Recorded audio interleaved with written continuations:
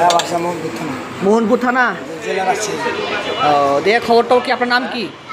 রাকিব। রাকিব, কি কাজ করেন? পানমরে মোহনপুর থানা পান বিখ্যাত পানমরের কাছে।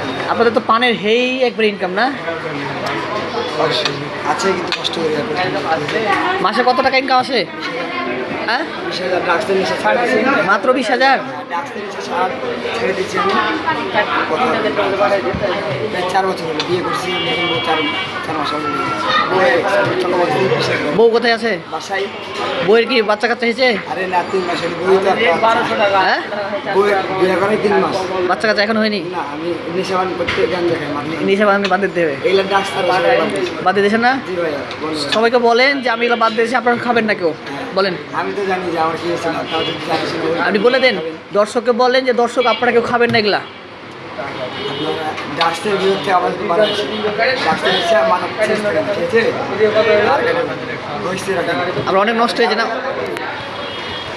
দর্শক। আপনারা বুঝতে পেরেছেন যে সে ডাক্স করতে করতে তার লাইফ অনেক কিছু ক্ষতি হয়ে গেছে।